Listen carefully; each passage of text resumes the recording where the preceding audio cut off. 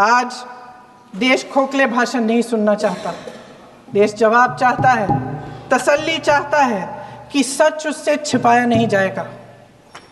देश जानना चाहता है कि उस दिन अप्रैल 22, 2025 को क्या हुआ और क्यों हुआ। आप तो खुद अपनी पीठ थपथपाने में लगे रहते हैं। सेना, देश, संसद से सच छुपाते हैं। ऑपरेशन सिंदूर जब शुरू हुआ, हम सब ने समर्थन किया, सब एकजुट होकर खड़े हो गए इस देश के लिए। दोबारा होगा, दोबारा खड़े हो जाएंगे। अगर हमारे देश पे हमला होता है तो यहाँ इस सदन में किसी भी पार्टी का हो, कोई भी हो, सब आपका समर्थन करेंगे।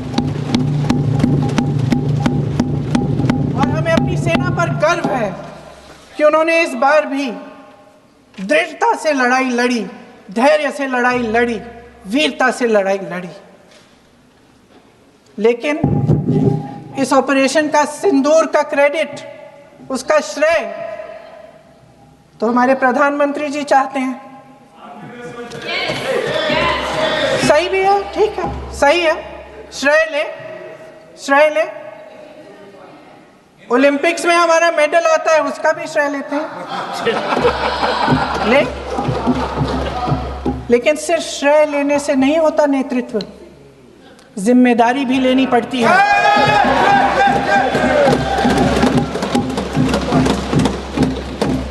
देश के इतिहास में ये पहली बार हुआ, देश के इतिहास में ये पहली बार हुआ कि जंग होते होते ही रुक गई। रुक गई है जी। और इस रुकावट का ऐलान हमारी सरकार, हमारी सेना नहीं करती, अमेरिका के प्रेसिडेंट करते हैं, अमेरिका के राष्ट्रपति करते हैं। ये हमारे प्रधानमंत्री महोदय की गैर जिम्मेदारी का सबसे बड़ा प्रतीक है। आज गृह मंत्री जी ने इस बात पर उल्लेख किया।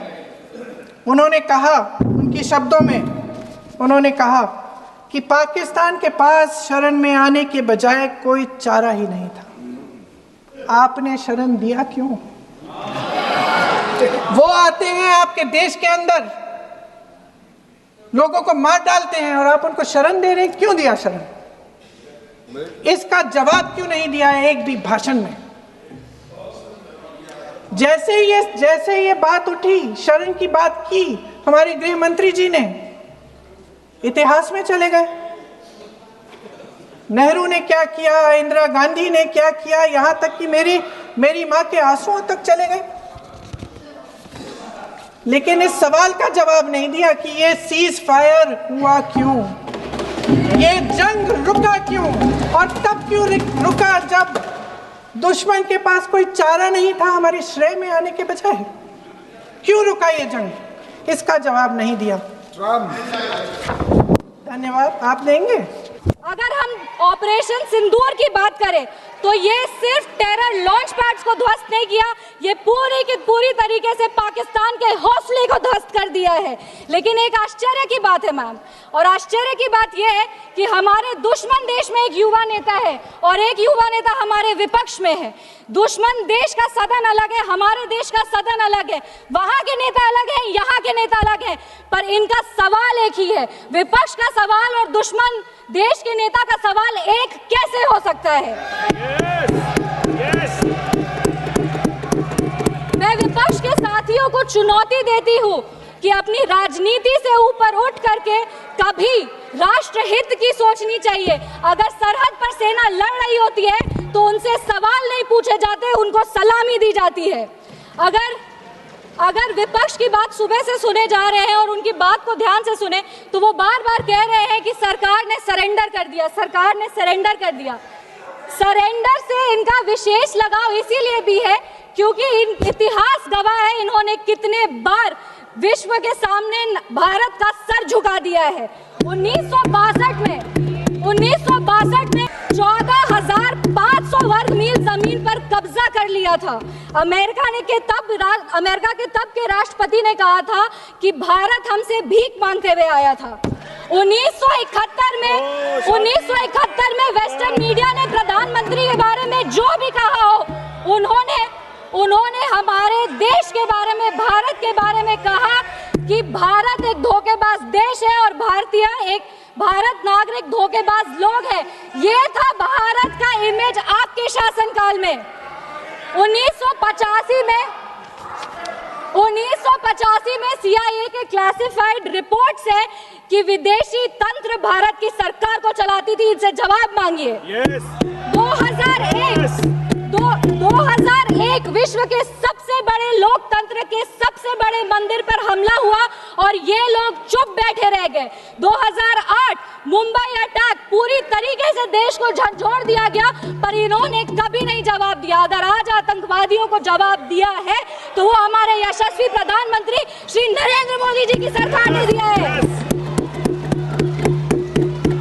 पर इनके राष्ट्रीय अध्यक्ष, कांग्रेस पार्टी के राष्ट्रीय अध्यक्ष कहते हैं कि ऑपरेशन सिंदूर एक छोटा मोटा ऑपरेशन था। ये इनकी विचारधारा का समस्या है। इनको लगता है कि ऑपरेशन सिंदूर एक छोटा मोटा ऑपरेशन था, पर ये इनकी गलती नहीं है। इनकी विचारधारा ये कहती है कि अगर हिंदू धर्म को आगे लेके जाओ, हिंदू धर्म के पक्ष में बोलो तो वो सैफरन टेरराइजेशन है। पर इनकी राजनीति के लिए ये कहते हैं आतंकवादियों का कोई धर्म नहीं होता। ये दोहरा चरित्र क्यों है इनका? आतंकवादियों ने हमारे नागरिकों को धर्म पूछकर मार दिया। हम उनको कहना चाहते हैं कि जिस सनातन को मुगल की तलवार नहीं खत्म कर पाई, जिस सनातन को अंग्रेज की तोप नहीं खत्म कर पाई, उस सनातन को इनकी छोटी मोटी राजनीति क्या खत्म करेगी? आतंकवादियों ने जब हमारे भाई लोग को मारा तो उनको मारने के पहले बोला कलमा पढ़ के सुनाओ। उन नागरिक की बहन होने के नाते, इस देश की बेटी होने के नाते हम उनको महाभारत सुनाना चाहते हैं। महाभारत सत्य और धर्म की लड़ाई जरूर है, लेकिन महाभारत द्रौपदी के प्रतिशोध का भी प्रतीक है। द्रौपदी का बदला महाभारत है और हमारी संस्कृति में है। अगर नारी सम्मान में त्रुटि होगी तो फिर से महाभारत रचा जाएगा। और महाभारत में लिखा है धर्मो रक्षति रक्षतः।